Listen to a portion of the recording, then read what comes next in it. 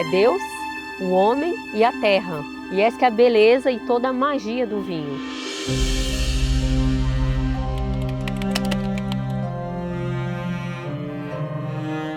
Cuidado, hein, Rodrigo? Você chega pra lá. Eu vou sair de perto e deixar você fazer sozinho.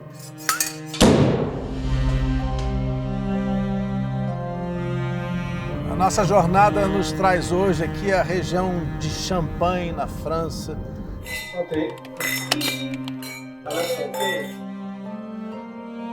Esse lugar encantado que produz uma bebida mágica.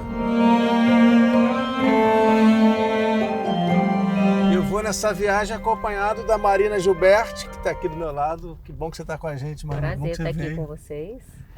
Que é uma sommelier brasileira com uma história grande aqui na França. São 18 anos de França já. Nós já fizemos um especial juntos, né, Marina? Falando sobre o vinho de Jesus. Como é que era o vinho do tempo de Jesus?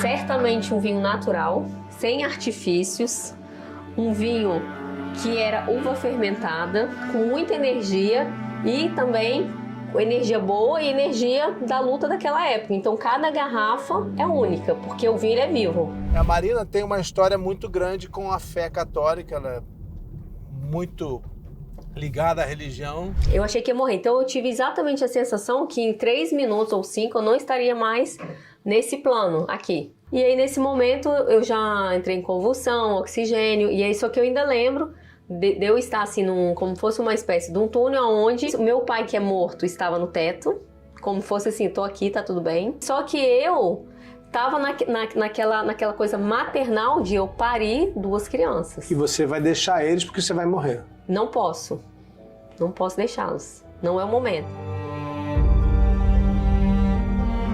Tem uma coisa que eu acho muito legal que você conta para os seus alunos, que é uma metáfora da vinha com a vida, com o ser humano. A vinha, ela é a planta que ela copia o genoma humano. É uma planta que é igual ao ser humano. Ela vai viver aí 80 anos, nasce, cresce, evolui, é fértil e ela precisa, para ficar boa, de sofrer. Né? A gente tem criança. Que nem a gente. A gente tem criança, se você mimar a criança, fica um adulto insuportável, né? A gente tem que falar não pro filho. Mas a gente aprende com a vida também, com os sofrimentos da vida, com as perdas, né? Fica melhor depois, né, com os tropeços. E a vinha, ela é exatamente isso. Quanto mais ela sofre, melhor vinhos ela dá. O que é sofrer? É muito sol? Ela precisa ter esforço para buscar o alimento dela. Então você imagina que o nosso alimento é o quê? O nosso salário, o nosso trabalho. Né? Uma pessoa às vezes não valoriza o que ela ganha de mão beijada. A vinha, ela é assim, quanto mais as raízes dela procurarem profundamente o nutriente que vai alimentar, o vinho fica muito melhor. E isso é o ser humano, eu falo assim, você lutou por uma carreira, para ter um diploma, né? Ninguém tira isso de você. Ou qualquer carreira, né? Qualquer uma. Até para uma conquista de casal, né? Eu quis aquela esposa, aquele marido, lutar para um casamento dar certo. E quando a vinha envelhece? Ela é que nem a gente, vai ficando mais experiente. Por um lado, vai envelhecendo o corpo, mas a mente vai ficando mais sábia. Digamos assim, que ela vai dar uvas de muita qualidade, ainda mais antiga, mas ela diminui muito a produção. Então, as vinhas antigas, que a gente chama de vié e vinha, elas vão dar um vinho mais qualitativo, tanto que a gente vê etiquetas, né, escrevendo ali vié e vinha, então é um vinho melhor. Mas depois de uma certa idade, então aí com 30, 40 anos, ela vai estar dando vinhos muito bons. E lógico, quando ela chega lá nos 80 anos, ela vai dar uma uva boa, mas a produção é muito pequena. Até que um dia ela morre. Até que um dia ela morre e vai ter que ser replantada e vida que segue. Que nem a gente. Que nem a gente.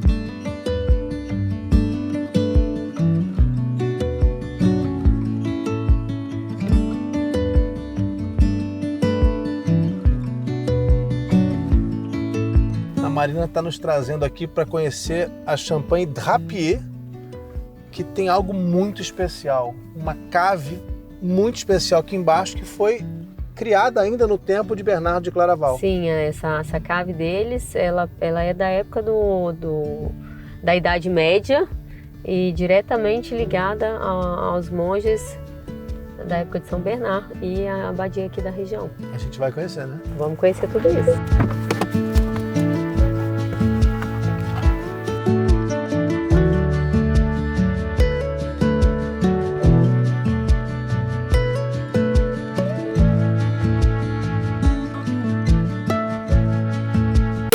C'est le son qu'on aime, hein?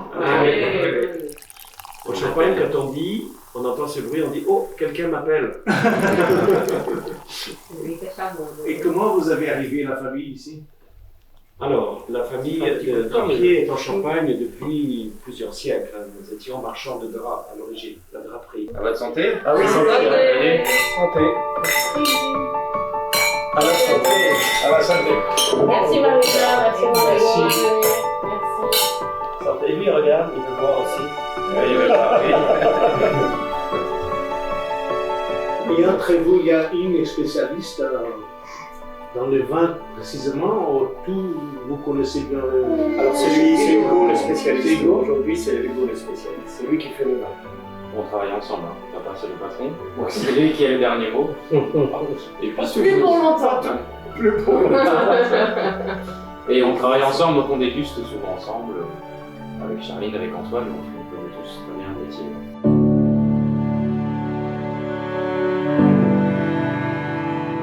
Avant vous, qui était là? C'était les palerons? Très bonne question. Ici, c'était une annexe de l'abbaye de Clermont. Saint-Bernard, c'est lui. Un moine. Il y a tous les clients ici, la famille Drapier qui est là, mais le plus important, c'est lui. Parce que c'est lui qui était en Bourgogne et qui a apporté dans ses bagages les pinots noirs de la Bourgogne en Champagne. Et il s'est installé en Champagne avec un terrain qu'on lui a donné. Thibaut, comte de Champagne, lui a donné un terrain. Et il a apporté les petits plants. Et il a planté la vigne ici. Parce que les Romains ici avaient mis de la vigne de toutes sortes. Les Romains, on parle de 2000 ans. 2000 ans. Ouais. Les Romains ont apporté la vigne ici, voilà 2000 ans. Mais il y avait toutes sortes de cépages plus ou moins intéressants. Et lui, il a dit, je veux le pinot noir parce que c'est un grand cépage de Bourgogne pour faire les grands vins rouges. Et donc on a planté le pinot noir ici au XIIe siècle. Donc Bernard était intéressé au vin. Bien sûr. Parce qu'il était à Cîteaux, qui est propriétaire du Clos Vougeot. Le Clos Vougeot, c'est le plus grand vin de Bourgogne de l'abbaye. Donc il avait une connaissance du vin et il voulait produire du vin parce que toutes les abbayes avaient une production de vin. Ça, c'était important. Parce que le vin rouge, le sang du Christ, devait être parfait pour la messe. Sauf qu'ils ont planté de la vigne et juste un petit verre pour la messe, c'était pas beaucoup. Alors après, ils buvaient, ils avaient des amis, et les amis des amis, et après, ils ont fait du business, ils ont vendu le vin. Et c'est comme ça qu'il a construit nos caves ici. En XIIe siècle, en 1152, il a construit nos caves ici parce que il a construit de plus en plus de caves et planté de vignes. Voilà. Et ça, c'était l'ordre cistercien pendant plusieurs siècles.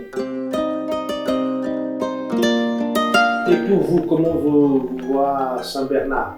Il est quoi pour vous? Qu'est-ce qu'il signifie pour vous? Alors, j'aimerais avoir la réponse aussi de mes enfants, mais je vais vous dire, pour moi, c'est un grand inspirateur parce que c'est un cistercien, beaucoup de travail, très discipliné,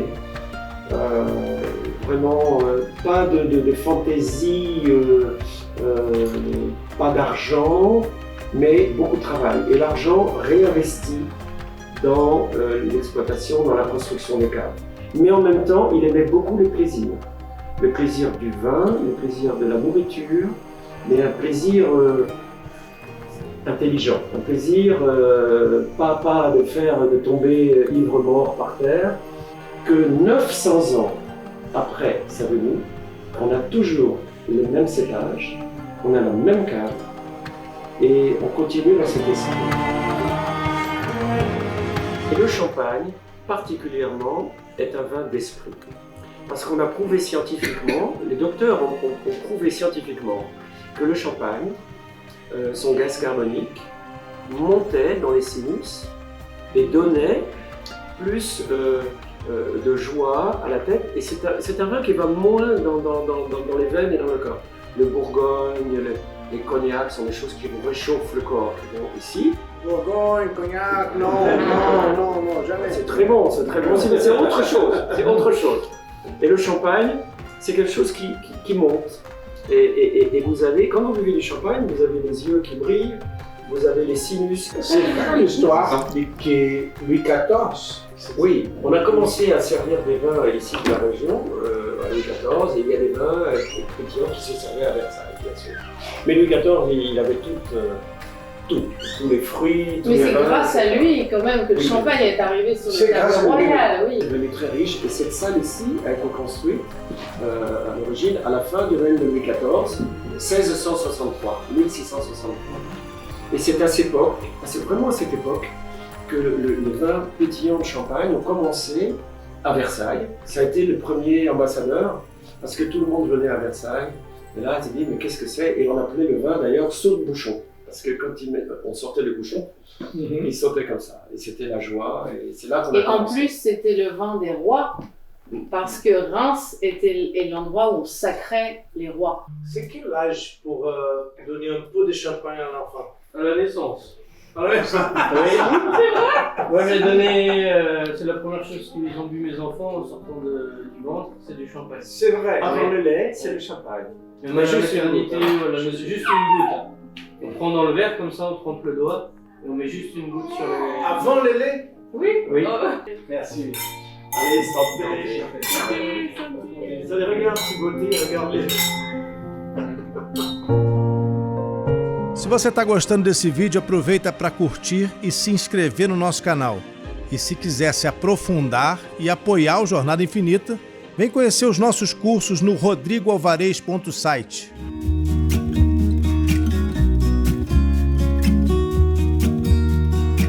Merci pour nous avoir ici. Merci à vous Rodrigo. Où sommes-nous exactement? On est dans nos caves. On appelle ça le cercle en Champagne, ça veut dire les caves. C'est différent, cercle et cave. Oui, le cercle en fait, ça veut dire le rond qu'il y a autour des barriques et c'est le nom qu'on donne en Champagne à l'endroit où on vieillit le vin et on se sert de toutes ces barriques pour faire notre champagne. O nome dessa cuvée aqui, Permission, é que eles dão a permissão ao vinho de sair daqui, né? Em referência à prisão que foi durante a Revolução, mas que pode guardar esse vinho, deixar muito tempo esse vinho ainda, ele pode ainda esperar na casa do comprador, do degustador, e ele pode ser aberto, que essa é uma pergunta que todo mundo faz. O vinho tem que beber, tem que esperar? Depende, não tem uma resposta 100% correta. No caso, ela aqui fala, esse vinho Permission, a gente dá a permissão dele sair, mas pode esperar. E já tem outros vinhos que a gente vai provar que eles fazem esperar muito tempo e quando eles decidem colocar no mercado, eles já estão prontos e pode ser um risco esperar. Por que essa rolha é diferente? Esse aqui é um vinho tranquilo, ou seja, um vinho sem efervescência. Esse é um vinho como é a base do champanhe, né? Todo vinho que não é champanhe, que não é um... É vinho tranquilo. É tranquilo. Vinho tranquilo. E o vinho de champanhe, durante muito tempo, ele foi tranquilo, até um monge transformar ele e descobrir o vinho efervescente. E faz só por uma bagunça quando abre, tá, gente? É normal, não tem problema. E sempre um vinho artesanal desse feito com essa cera aqui é um vinho que vai ser especial, porque dá muito trabalho de fechar dessa forma, sabe? Então sempre eu falo assim, está na dúvida de 2 garrafas, não entende nada, faz outra profissão, não é do ramo do vinho. Tem uma com cera e uma sem, pega de cera, porque é uma coisa especial. Alguém fez pensando em guardar. Alguém fez pensando em guardar, alguém fez com o objetivo que essa cera também, ela não é uma cápsula como essa daqui, ela permite um respiro, uma troca com oxigênio que é diferente. Nossa, o buquê é sublime. C'est 100% Pinot Noir. Et avant de faire des vins blancs issus de Pinot Noir, on faisait des vins rouges issus de Pinot Noir.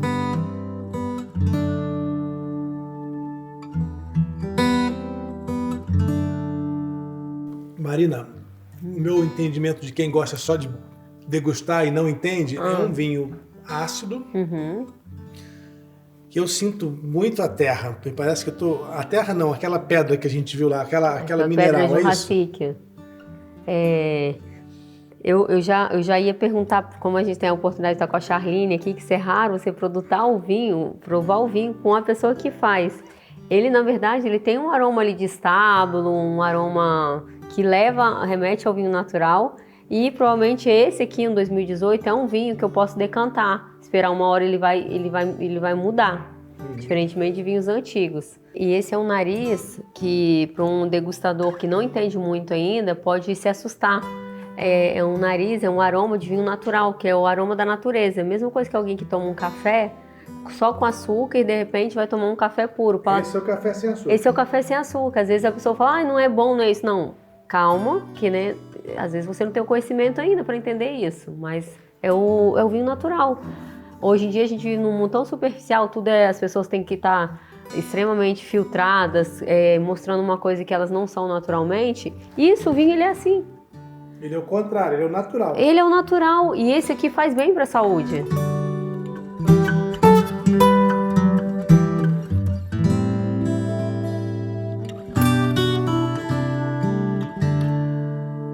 Rodrigo, isso aqui é um grande privilégio e isso aqui que a gente está fazendo agora, provar um vinho tranquilo numa cave familiar, é toda a história do champanhe. O champanhe foi descoberto por acaso, não foi uma invenção, foi uma descoberta.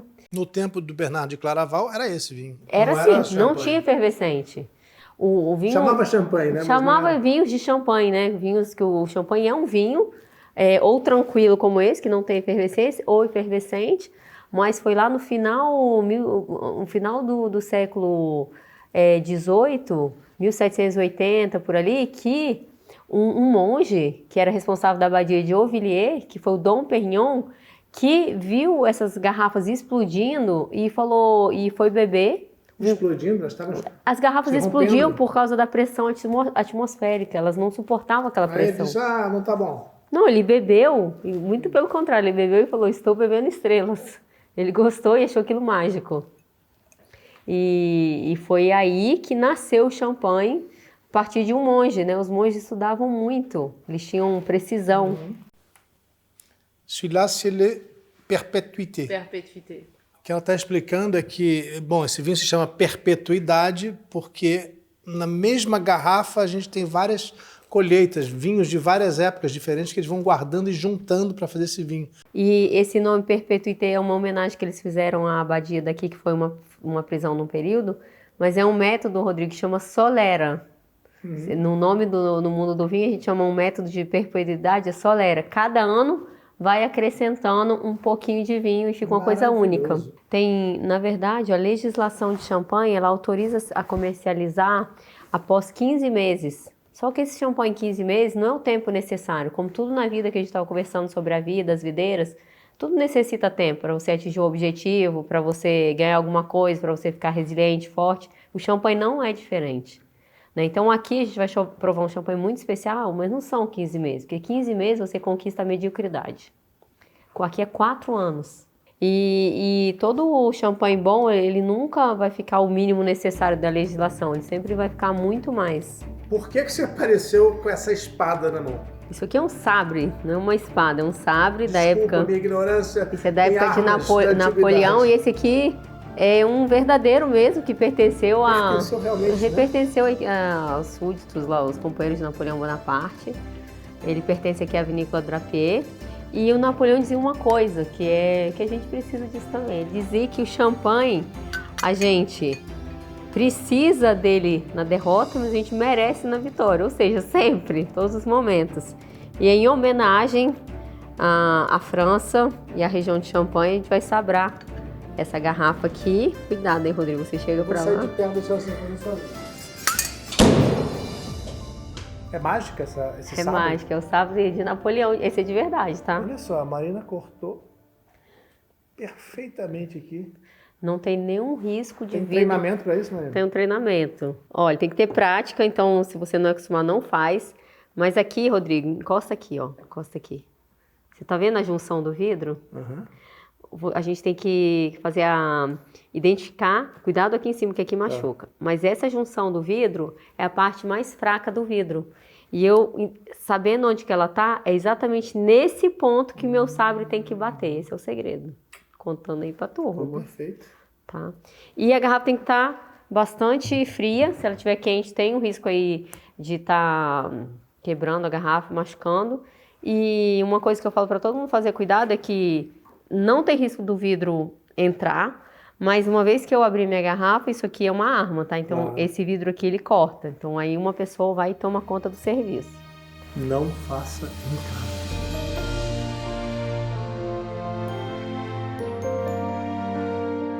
Il y a une mousse qui est très fine et c'est ça qui fait la beauté du profil aromatique, hein, c'est le toucher de bulle. Ah, isso é muito importante que ela falou, Rodrigo. Olha, ela tá falando aqui que o toque da efervescência é realmente rafinado ao extremo. E isso é um fator ligado à qualidade do champanhe aqui que a gente estava citando, da Maison Drapier. Mas tem um outro fator também, Rodrigo. Sabe aquelas flutes compridinhas que a gente é acostumado? Não é o ideal. O ideal é essa taça aqui, ó. Eu ia perguntar por que é que nós estamos bebendo champanhe num copo que parece de vinho. É uma taça universal de vinho.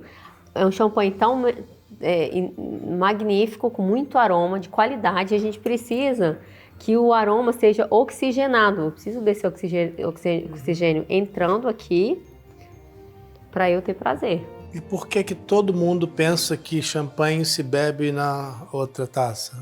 Une bonne question. Pendant longtemps, on buvait le champagne dans la coupe. La coupe, la légende, c'est que la coupe était moulée sur la poitrine de Marie-Antoinette. Ça, c'est l'histoire, qui est pour ça que pendant des siècles, on a bu. Mais il y a eu pendant très longtemps la coupe qui s'est transformée en flûte, qui avait le côté festif, la forme est différente, et on pense que c'est mieux pour le champagne.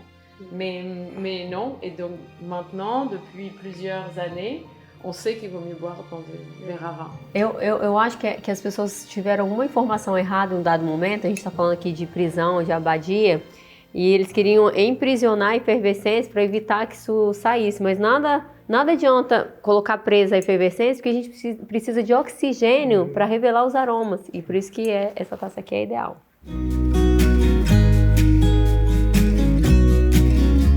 Et ça, c'est une étiquette que j'ai dessinée et je me suis un peu inspirée de la Bible de Saint Bernard.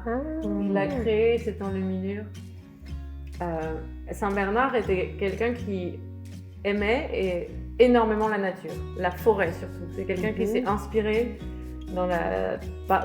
qui a inspiré, et il voulait pas représenter les animaux ou le règne humain. Il voulait que Dieu s'incarne uniquement dans la nature. Et je trouve que c'est une philosophie qui va bien chez Drapier. Et c'est pour ça que j'ai retenu cette...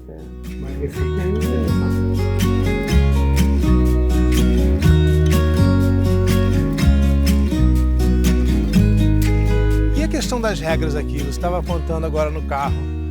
Tem muita regra para os produtores aqui. Rodrigo, tem muita regra, porque cada região vinícola, a gente está em Champagne, aqui é o CIVC, Comitê Interprofissional do Vinho de Champagne.